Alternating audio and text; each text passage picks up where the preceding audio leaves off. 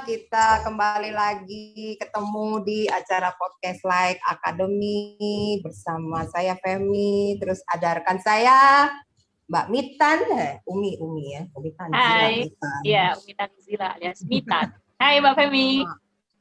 Hai, gimana? Terus ya, ada Adima juga. Hai. Apa kabar Adima? Baik. Selamat siang.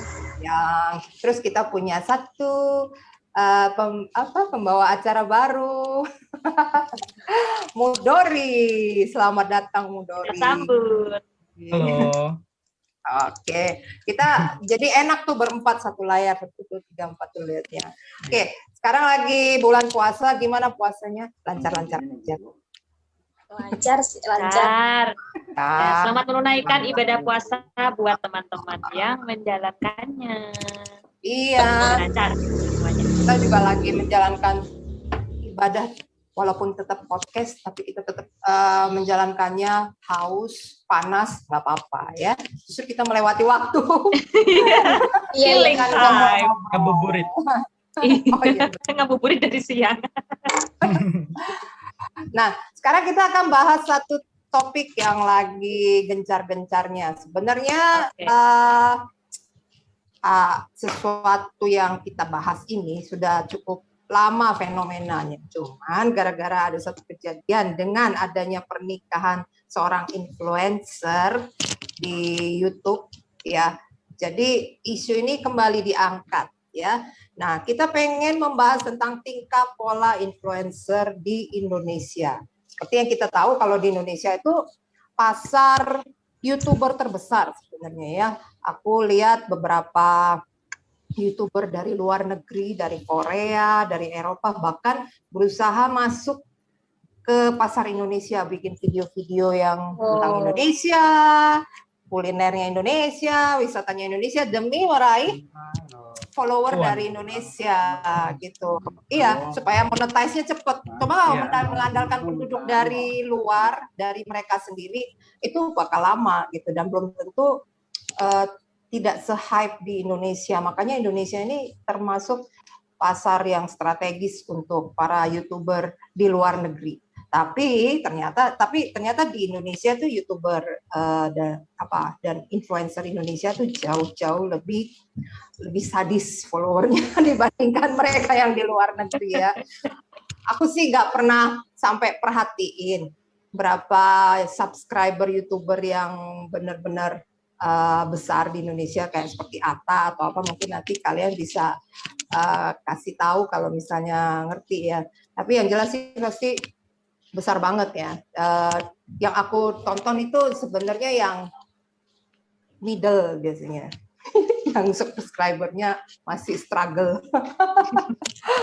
Tapi karena channelnya menarik buat ya, gitu. Karena kontennya aku suka. Tapi kalau yang subscribernya banyak, nah ini nih yang subscribernya banyak, tapi kita kontennya nggak suka gitu loh. Iya. Maksudnya banyak orang ngomong seperti isu beberapa influencer yang kita lihat mereka ngomong hanya sensasi saja, banyak yang prank, kontennya prank atau apa, tapi kok followernya banyak gitu loh. Nah, sebenarnya kalau menurut kalian, kalau kalian sendiri ya, kalau follow YouTube-nya orang itu lebih ke mana? Lebih memang suka sama YouTubernya, atau malah memang nggak suka, cuman karena seru aja gitu. Jadi kita subscribe gitu. Mitan gimana Mitan? Biasanya kalau nonton YouTube itu seperti apa? Kalau aku nonton YouTube sebenarnya itu sesuai kebutuhan. Aku butuh nyari apa, biasanya sih aku belajar ya, kalau ke YouTube itu belajar, aku butuh belajar apa, nah itu nanti larinya ke YouTube, aku nyari sesuai kebutuhan aku mau nyari ilmu apa, nah itu nanti aku cari di YouTube. Kalau untuk tontonan yang aku subscribe itu paling cuman buat ditonton untuk lumayan sering, itu ya paling Deddy Corbuzier sama untuk acara hiburan tuh Tonight Show. Udah, itu aja yang aku tonton. Yang aku tonton yang lumayan berkala itu paling cuma 2 channel aja. Yang lainnya paling cuma untuk nyari-nyari, aku butuh misal untuk desain, aku butuh butuh ilmu yang A, misalnya nanti aku cari di YouTube, tapi nggak terus Nggak ngikutin subscribe ya? seterusnya itu nggak juga. Enggak, ya cuman itu aja sih aku kalau nonton YouTube. Berarti kalau Umi, nah kalau Mitan tergantung topik. Iya, Tergantung betul. Tergantung apa yang aku cari. Ya, kebanyakan sih ya memang segitu sih ya. Kalau aku subscribe pun, misalnya aku ada subscribe beberapa account, tapi nanti pas mereka ada video terbaru pun nggak aku nonton. Iya, betul. Cuman ada notifnya. Wah, Ya, cuma aku nggak nonton. Ya, tergantung nanti lihat. Ini kayaknya kalau dia judulnya menarik baru aku nonton. Kalau misalnya judulnya sama-sama bantu nggak terlalu temen sih, paling kalau ada temen minta Oh, ya, bantuan ya, ya. subscribe dong. Itu ya, aja. benar-benar. Kalau Mudori gimana Mudori? Suka nonton YouTube apa based on apa penilaiannya? Kalau misalnya follow. Biasanya nyari apa sih? Nyari apa nih? Kayak pengen gimana sih cara ngatur apa ya? Money management itu langsung biasanya langsung searching gitu. Terus trading ya. Ya, atau apa gitu yang lagi dipikirin aja gitu. Kalau orang-orang yang di follow itu biasanya Felicia Putri, Felix Andro, sama apa ya? Itu Aku malah beberapa malah nggak tahu. Sama nonton ya kayak video-video anime gitu di YouTube. Oh, anime ya. Iya itu buat nonton memang. Terus kalau misalnya subscribe, apakah memang apa? Berarti memang suka kan, bukan berarti karena sensasi terus sebel atau apa gitu. Kalau subscribe biasanya kalau udah nonton 1-5 video, oh ini bagus nih, terus biasanya stalking ke video-video yang dulu makin bagus jadi subscribe gitu. Kalau nonton satu kayak biasa aja enggak. Kalau Adima gimana Adima kalau pemilihan YouTuber atau influencer yang menurut Adima lakukan biasanya? Aku tuh hampir setiap hari nonton Nihongo Mantapu sih. Nah itu salah satu tadi ya mau aku bilang itu. Jerome ya? Ya, Jerome. Iya, hampir setiap hari kalau ada konten baru gitu ya. Kalaupun nggak ada konten baru, buat killing time juga ya nonton aja gitu. Iya. Sekalian kan, betul. Sama sih kurang lebih sama dari kayak anime juga aku nonton beberapa hanya. Terus, jadi kalau aku punya standar harus subscribe orang itu, pertama kalau dimintai tolong temen ya, apalagi kan bantu like, subscribe gitu ya, ada kompetisi gitu, oke aku subscribe. Atau kalau ada channel yang pilihanku sendiri, ya aku misal pertama nonton video ini, wah ini bagus nih, ya udah aku subscribe. Nanti siapa tahu dia upload lagi, bagus lagi dan aku suka gitu. Jadi aku kalau subscribe orang tuh mungkin lihat kontennya kali ya. Kadang aku juga nggak tahu kalau orang itu punya sensasi di luar sana, tapi ternyata konten yang aku butuhkan tuh bagus dan sesuai sama yang aku inginkan. Ya udah aku subscribe aja. Tapi yang menjadi konsumsiku sehari-hari itu sih Nihongo itu. Nihongo Mantapu. Nihongo Mantapu. Iya, aku juga ngikutin sih, tapi lebih ngikutin ke Instagramnya. Kalau Instagram kan ada story-nya tuh kan lebih pendek-pendek gitu. Nanti baru lihat YouTube-nya dia lagi topik apa, nanti baru cek. Soalnya kalau aku nonton setiap kali dia upload apa ya, kadang-kadang jadi retrace video-video yang lama gitu tuh, jadi lama nontonnya, aduh. Iya. Kendalanya di situ. Kalau aku kan harus sama seperti Mitan, pagi-pagi kita harus ngurusin anak-anak dulu. Harus ini dulu, ntar malam baru bisa nonton. Itu pun nanti ya udah nonton udah capek, jadi yang sekali lewat aja gitu. Iya. Ya, kita beda generasi Mbak Femi. Jadi tidak sama mereka. Sesuka-sukanya nih, misalnya ya aku juga banyak subscribe yang aku suka tapi nggak bisa ngikutin semua gitu loh. Cuman apa ya suka aja gitu ngikutin.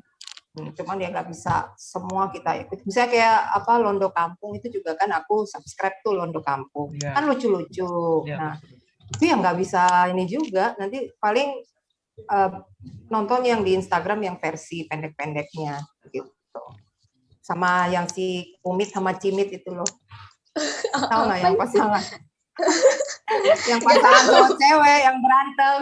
Oh, yang berantem itu, yang ceweknya cantik, yang cowoknya nggak begitu. Cowoknya nggak juga sih, nggak ganteng dari tahu. Adi mah tahu, aku nggak tahu. Tapi dia tuh dibikin polos gitu lah yang cowok. Pokoknya. Adi mah tahu nggak? Konten enggak. Pokoknya kontennya lucu aja. Itu memang kayak kejadian sehari-hari. Iya gitu. Lucu. Iya. Cuman ya tetap nggak bisa diikutin setiap hari juga. Maksudnya setiap hari, setiap kali ada, cuma kita nggak bisa ini. Nah, cuman kalau misalnya menurut kalian konten yang prank itu kan banyak sekali yang subscribe ya, yang lucu atau apa. Mitan mungkin punya info Mitan untuk apa influencer yang si Ata itu kan apa dia kontennya bagaimana? Kayak kalau nggak salah kebanyakan prank. Aku jujur ya nggak pernah nonton. Satu kali pun nggak pernah. Aku dan aku memang nggak mau nonton karena bukan tipikal yang aku suka. Jadi memang nggak pernah nonton. Jadi kalaupun orang mengatakan hal yang negatif, aku selalu pikir positifnya. Karena apa? Karena untuk bikin konten itu juga susah. Ya mau bikin konten prank itu juga susah sebenarnya. Cuman memang aku tahu susah, jadi aku menghargai di situ aja, cuma aku tetap nggak nonton gitu. Nah, menurut Mitan gimana? Kemarin kan Mitan bilang ada beberapa hal yang mungkin bisa kita pelajari dari konten prank ini. Ayo Mitan. Apa aja? Jadi kemarin itu aku sempat kepo kan sama channelnya Atta. Ini kenapa sih aku dulu pernah sekali dua kali lah aku nonton videonya Atta karena emang dia kan hits banget, dia tuh yang masuk tapi udah penghasilannya dengan segitu, terus booming banget. Apa dulu sempat sih, tapi terus kan biasa aja. Oh ternyata kontennya gitu aja, bukan aku, maksudnya aku nggak seleranya di situ. Terus aku tinggalin. Nah sekarang udah hits, akhirnya aku kepo kan, kenapa sih channel Atta bisa sampai kayak gini? Nah, terus aku cek itu channel yang Atta Halilintar, itu dia tuh mulai dari 2014 channelnya itu. Berarti udah berapa tahun sampai sekarang? Berarti udah lama. Yeah. Tapi dia itu ada subscribernya 27,1 juta kemarin aku lihat itu subscriber jumlahnya. Tapi ternyata penghasilannya kan yang paling tinggi itu ada di Mbak Imong ya, bukan di atas. Jadi kayaknya jumlah subscribe itu belum tentu dia juga penghasilannya lebih tinggi daripada yang subscribe di bawahnya. Gitu. Terus dan Atta ini punya beberapa channel. Ada Atta Musik, ada Gen Halilintar, punya keluarganya, ada Halilintar Lenggogeni, Asia TV, ternyata dia tuh punya banyak channel, jadi emang, dan ini subscribernya juga lumayan sih, sampai ada yang jutaan juga, ada yang 800.000, ya lumayan lah maksudnya untuk mendapatkan penghasilan kan ya. Nah terus, aku ini, kalau di YouTube itu kan, dia butuh konsistensi ya, maksudnya biar dia bisa naik, kan? Dia butuh konsistensi dan aku cek itu emang sehari itu paling enggak video dia upload. Dan kalau iklan di video terbaru itu kan harganya lebih tinggi emang. Jadi emang dia tuh rajin upload video. Nah nanti harga di iklan video terbaru itu kan nanti semakin tinggi harganya, jadinya semakin dia sering upload, maka uang yang ngalir ke dia semakin banyak. Setauku kayak gitu. Jadi kenapa kalau seorang YouTuber itu harus konsisten, karena itu nanti juga mempengaruhi penghasilan, karena iklan video terbaru itu harganya tinggi. Nah terus kemudian kalau untuk yang trending gitu, dia channelnya emang kebanyakan itu yang prank. Jadi channelnya itu videonya kan banyak ya. Dia itu banyak sebenarnya membahas banyak sekali hal-hal yang bermanfaat juga sih sebenarnya. Kayak bagaimana dia bekerja keras, bagaimana dia sama keluarganya, bagaimana usaha yang dia jalani selama ini, sebenarnya banyak juga video yang tetapi jumlah viewersnya itu yang ada di tangga teratas itu adalah video-video prank, video-video yang pamer-pamer kekayaan, pamer mobil Lamborghini, terus yang malam pertama sama istrinya kemarin Aurel itu yang justru ada di tangga teratas tuh itu. Padahal selain itu banyak video yang bermanfaat juga, yang bagus juga sebenarnya. Nah itu nanti kita bahas kenapa kok yang ada di atas itu adalah video-video yang kayak gitu. Kalau mau dibilang salah Atta juga gimana ya? Karena dia kan emang ya aku bilang emang kalau aku sih bilangnya nggak sepenuhnya juga karena emang nyari duit juga kan, maksudnya Atta nyari duit. Namanya channel YouTube itu kita cari sesuatu yang lagi hit sekarang apa sesuai pasar, yang lagi diikuti oleh pasar netizen nih, yang lagi diikuti netizen ini seleranya kayak apa. Nah itu diikuti oleh para YouTuber, disajikanlah video-video yang sesuai dengan selera pasar. Nah itu nanti yang akan banyak ditonton dan nyatanya emang banyak ditonton. Kalau semisal nih ya, ataupun memberikan konten video yang berupa edukasi, berupa ngasih ilmu tentang bagaimana dia sukses, itu kayaknya juga nggak terlalu banyak orang nonton kayaknya deh. Meskipun sama-sama Atta ya yang bikin ya, itu kayaknya nggak begitu banyak ditonton dibanding dia kemudian bikin video pamer-pamer yang naik pesawat pribadi, video-video yang dia ngeprank itu akan banyak ditonton. Nah itu nanti kemudian kan kendali siapa aja yang nonton kan ada di tangan netizen gitu loh. Kalau aku sih mikirnya kayak gitu. Gitu. Jadi harus di netizennya juga diperhatikan. Gitu Mbak Femi. Iya, thank you. Jadi menurut aku sih sebenarnya memang tren YouTuber itu memang berusaha untuk yang aku lihat ya, maksudnya berusaha untuk membuat variasi konten memang ya, variasi konten baik untuk menarik banyak golongan gitu. Mana yang serius nanti dia bikin konten yang serius, mana yang suka main-main dia bikin juga konten yang main-main. Jadi seperti kayak ada yang satu YouTuber Korea kan si Jang Hansol, tahu ya, mungkin ada beberapa yang tahu si Hansol. Nah, itu juga sama dia juga bikin yang serius dulu, yang tentang pengalaman dia, terus ada juga yang tentang misteri, jadi dibikin macam-macam kontennya. Cuman memang sih yang kita lihat memang pasarnya di sini suka nontonnya tuh yang santai-santai, yang yang nggak usah pakai mikir intinya, dan langsung bisa ketawa gitu kayaknya sih. Nah kalau misalnya aku lihat sih memang Atta dan beberapa YouTuber yang besar-besar mereka itu sudah semacam membuat production house gitu, jadi udah bukan mewakili dia aja sendiri, dia mungkin punya konten pribadi sendiri, tapi karena dia sebagai production house, jadi dia juga harus memproduksi acara-acara yang lain. Nah, menurut ini nih, kalau Mudori, biasanya kamu nonton nggak kalau misalnya yang yang prank-prank gitu biasanya? Yang di channel Atta? Mana aja sih, nggak harus Atta, karena banyak, bukan cuma dia aja sih kayaknya. Nonton nggak? Jarang sih, hampir nggak pernah. Jarang ya, hampir nggak pernah ya. Kalau Adima nonton nggak kalau yang prank itu? Hampir nggak pernah kalau prank. Iya, kurang lebih sama sih. Aku juga hampir nggak pernah. Nggak pernah. Soalnya kurang selera di situ. Berarti kita ini kayaknya kurang mewakili netizen Indonesia ya. Ya mungkin kita soalnya kalau yang lain kok banyak banget yang suka nontonnya, cuman kalau kita kok enggak gitu loh. Berarti ada dua jenis golongan. Ada yang memang, dan kebanyakan mungkin lebih banyak orang yang suka nonton konten-konten yang seperti itu. Walaupun sebenarnya ya sesama konten kreator, aku pernah nonton sih beberapa komplainan konten kreator ya.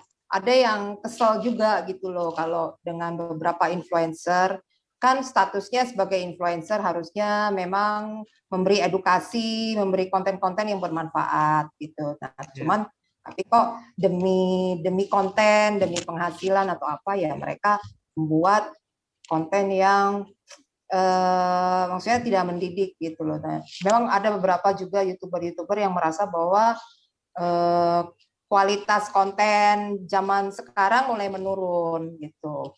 Menurut Adima gimana untuk kualitas konten yang ada zaman sekarang? Yang Adima lihat apakah memang cuman udah berapa tahun nonton YouTube ya? Bertahun-tahun lah. Udah bertahun-tahun kan? Itu gimana dengan konten yang dari dulu sampai sekarang? Oke, kalau dari dulu banget yang masih youtuber di kayak youtubernya Tim Tuan, terus pokoknya youtuber yang masih menjual kreativitas gitulah, belum menjual popularitas, belum menjual prank-prank seperti sekarang.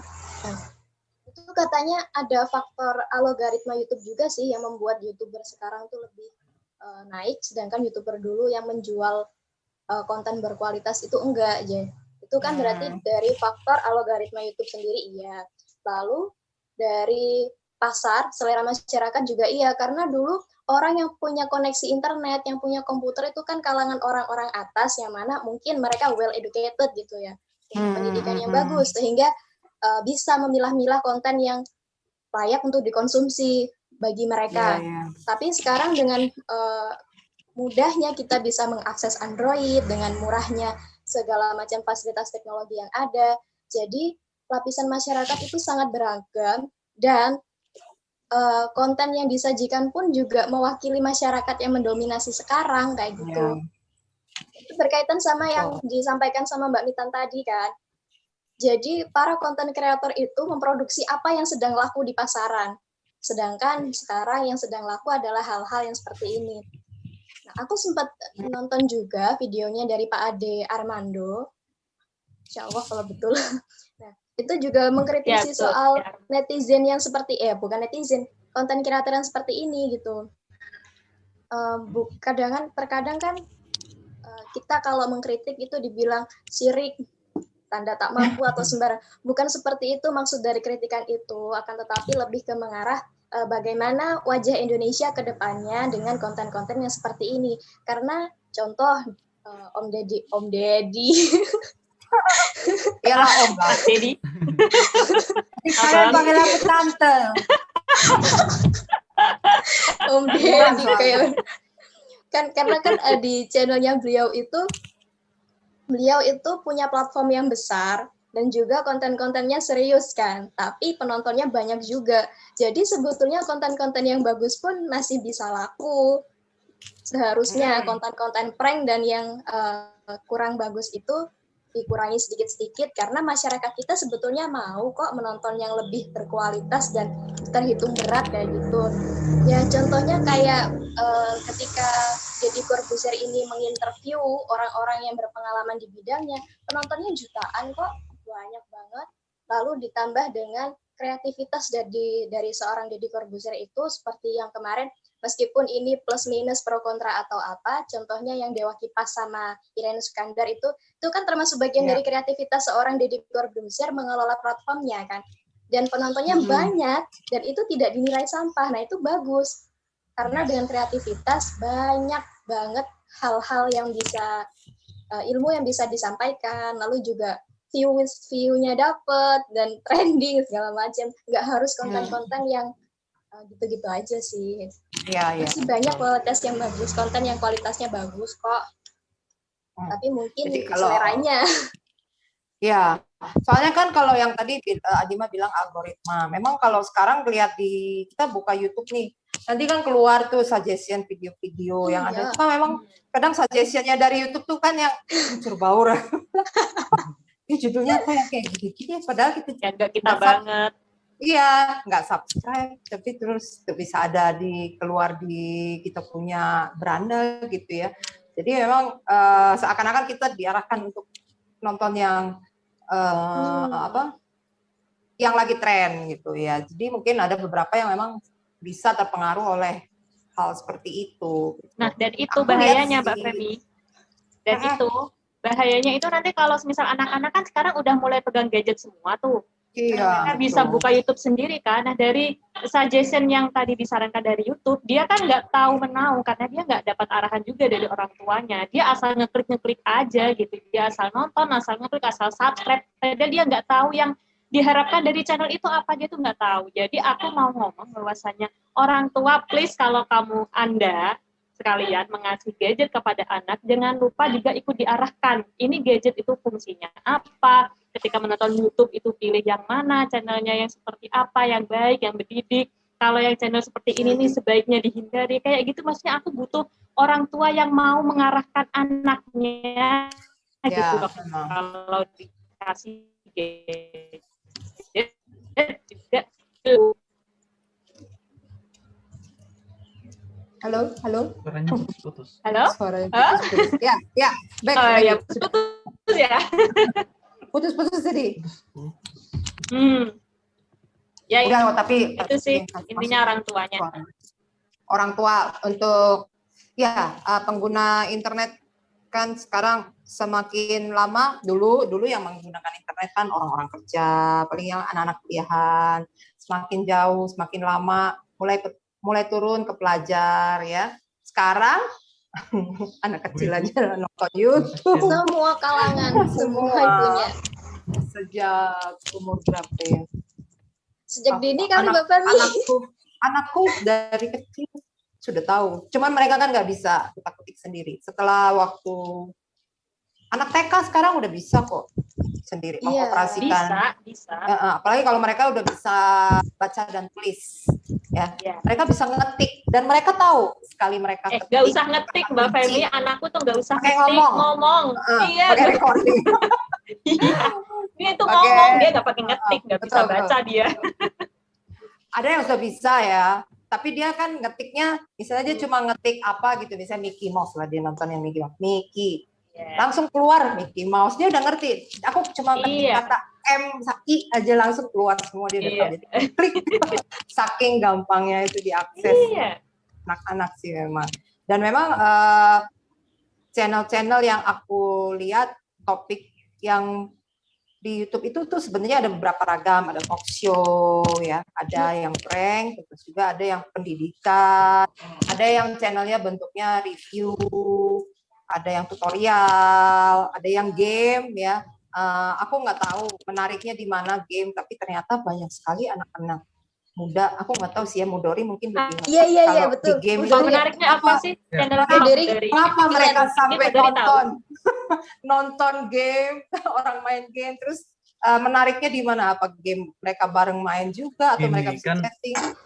Kayak misalnya kayak ini ke zaman dulu nih, kita ada tetangga yang punya PS. Nah, kita ngelihat orang main game itu seneng kan? Ibaratnya kayak gitu, kayak kita ngelihat di YouTube itu game itu kan speknya buat komputer yang tingkat tinggi. Nah, kita nggak punya kayak kita ngelihat aja kayak kayak senang gitu ngelihat orang main game itu kayak hampir kayak zaman dulu pas kita ngelihat orang main PS kayak gitu. Anakku sih sering begitu sih, memang bisa ada Minecraft atau apa, dia lihat-liatin gitu. Lihat kayak gitu. Ya, aku nggak ngerti funnya di mana, mungkin kenapa nggak main sendiri? Ya soalnya satu nggak punya gadgetnya gitu. Gadgetnya kalau main game, salah satu game yang kadang speknya kan tinggi gitu, butuh komputer yang mahal gitu, atau HP yang speknya tinggi juga kayak gitu. Kadang atau nggak punya waktu juga gitu, jadi ya banyak alasan. Jadi nonton aja deh gitu, kayak 11-12 lah rasanya kayak gitu. Cuman ya aku lihat ini juga anak-anakku sih ya, kan pas mulai ABG itu kan mereka kalau lagi ketemu sama teman-temannya ngomongnya game. Nah jadi kalau ada yang mereka nggak tahu itu biasanya memang suka dikucilin tuh. Jadi makanya mereka suka nonton supaya informasinya up to date. Nah itu aku juga nge sih kayaknya gitu. Mereka nonton itu biar bisa ngobrolnya nyambung. Terus versinya udah yang berapa gitu loh setiap kali main game. Gimana tadi Adi mau ngomong apa? Tapi tiba-tiba mute. Ya kan setelah meskipun Mudori sudah memberikan penjelasan nih kalau asiknya di situ, aku tetap gak bisa nangkep funnya di mana sih. Tapi aku bisa ngasih analogi kayak gini. Kan memang seleranya berbeda ya. Mungkin laki-laki melihatnya kayak gitu. Nah mungkin kalau aku analogikan kayak makanan gitu deh. Kita kan setiap hari makan. Setiap hari juga belanja makanan. Tapi kenapa suka banget nonton vlog makan gitu loh. Karena apa? Ya karena mungkin berkaitan sama tadi. Misal nih, vlog makan itu keluar negeri, sedangkan kita belum bisa keluar negeri kan. Jadinya kita bisa lihat, oh gitu, luar suasana makan-makan di luar negeri itu seperti itu. Makanan di luar negeri itu rasanya kayak gini. Ya mungkin aku samakan kayak suatu gitu hari, lah kali ya. Suatu hari keluar negeri nonton udah tahu. dulu videonya gitu. Karena aku juga gak terlalu suka game kan, jadinya apa asiknya lah. Mungkin analogi kayak gitu bisa relate kali ya. Iya. Sama kita nonton video musik. Kalau ada yang nggak suka musik ya memang nggak bisa nikmatin juga. Ngapain lihat orang nyanyi ya? Tapi kita suka tuh. selera ini. Ya kirain aku itu nge-game itu maksudnya kan semua orang juga bisa nge-game di gadgetnya masing-masing gitu. Ternyata kayak gitu, sama aja. Ya paham lah, jadi paham. Iya, berarti selera.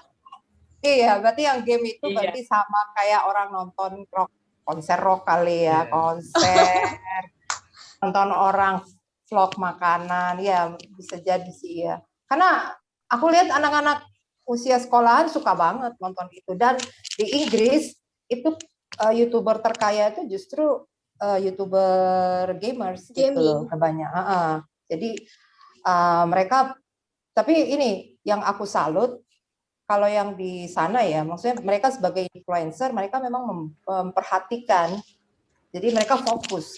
Mungkin lebih, kalau aku lihat di luar negeri itu lebih fokus ke tematik daripada di sini. Kalau di sini kan seperti beberapa influencer, dia lebih ngacak ngambil topik ini, iya prank, iya edukasi ada juga, ini ada juga, ini ada juga. Tapi kalau beberapa yang di luar negeri yang aku lihat, kalau dia memang game ya dia game aja. Terus dari game itu ya mungkin dia nanti baru sambil ngobrol-ngobrol, mungkin ya ada beberapa lah yang dimasuk-masukin mungkin apa kata-kata yang lebih bisa menarik anak-anak untuk melakukan hal-hal yang positif gitu. Dan aku juga ada lihat beberapa YouTuber memang di luar juga yang memang punya beberapa channel, tapi akhirnya kelelahan sendiri.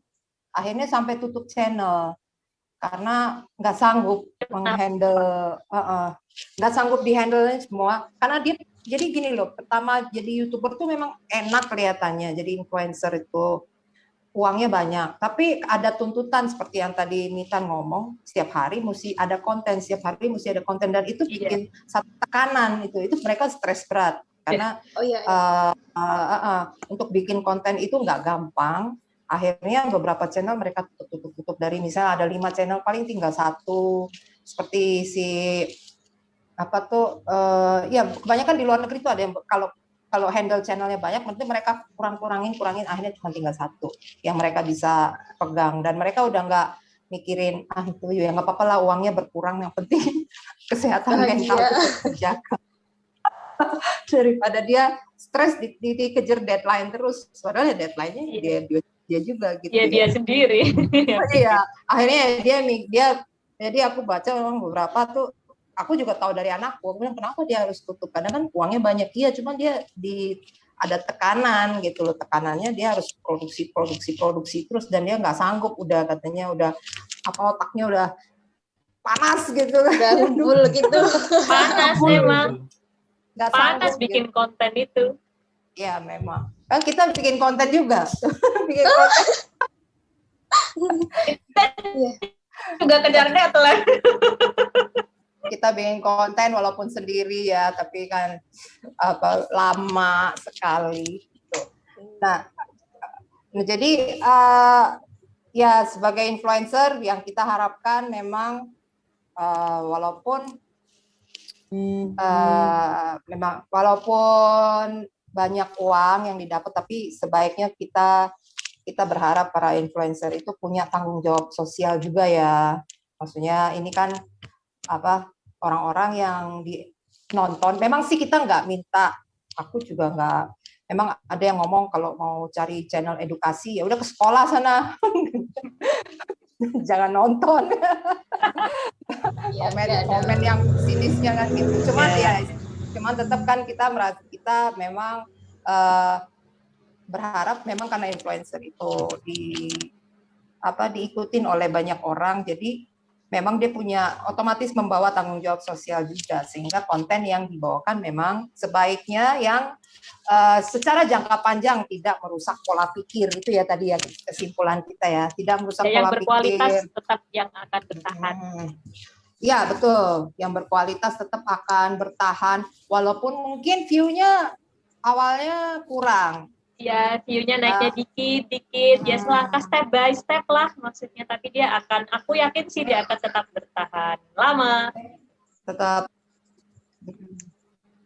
Iya, kalau yang organik itu memang pelan, tetapi lebih jangka panjang. Gitu. Aku nggak tahu seberapa. Ya tadi yang seperti kasus yang YouTuber dari luar negeri, seberapa kuat yang influencer yang di sini bisa sampai produksi setiap hari, sampai seberapa kuat mereka bisa membiayai tim produksinya juga, apakah memang sesuai dengan hasilan yang ada. Nah lama-lama tren ini mungkin juga akan mulai berkurang kalau misalnya, karena gini kalau nggak salah nih ya, untuk cari uang di YouTube itu udah tidak segampang dulu. Iya. Ya, nggak segampang dulu waktu penggunanya maksudnya konten kreator masih belum terlalu banyak kan. Sekarang udah banyak sekali, bahkan kita aja punya channel YouTube sendiri. Iya, ditambah ada YouTube artis itu, jadi YouTuber yang kecil-kecil juga viewersnya naiknya susah karena kan orang kan cenderung melihat yang sudah terkenal toh, jadinya kan kehidupan orang terkenal tuh lebih menarik daripada kehidupan orang-orang kayak kita ini gitu. Nah, itulah sama yang like cuma orang-orang yang kita kenal aja. Nah, jadi memang agak susah sekarang buat cari duit di YouTube tuh karena sudah kedatang pemain baru. Untuk dimonetize memang tidak seperti dulu. Jadi mungkin akan banyak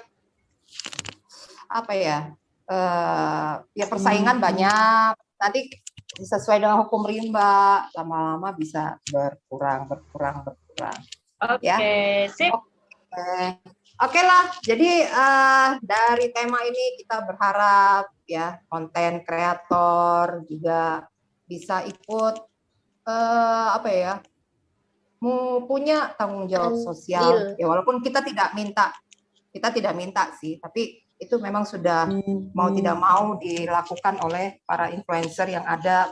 Tingkahnya mereka mungkin tidak harus yang ideal, tapi minimal tidak merusak pola pikir dan edukasi yang sudah ditanamkan oleh orang tua. Dan orang tua juga harus selektif ya, mau memantau kondisi anak-anaknya yang nonton juga seperti apa, supaya apa yang ditonton juga memang bermanfaat.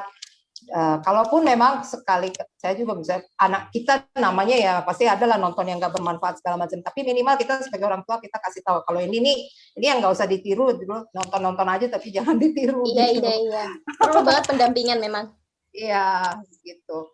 Bahkan mungkin sampai usia anak sekolah sampai SMA pun mungkin kita masih sebagai orang tua kita masih bisa memberi pandangan supaya, karena aku lihat gini, beberapa anak-anak muda kalau sudah kebanyakan misalnya melihat sesuatu pendapat orang lain, akhirnya bingung sendiri, pendapat aku yang mana ya, pendapat orang lain. Jadi dia tidak sadar kalau pendapat dia itu sebenarnya pendapat orang lain, dan tidak pernah mikir pendapat dia sendiri.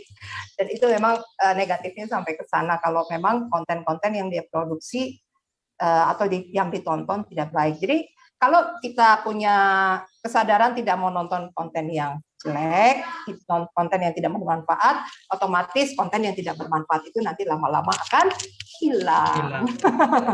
Ya, terima kasih buat partisipasinya Mudori, Mitan, dan Adima. Kita akan jumpa lagi di session yang akan datang, di podcast akan datang.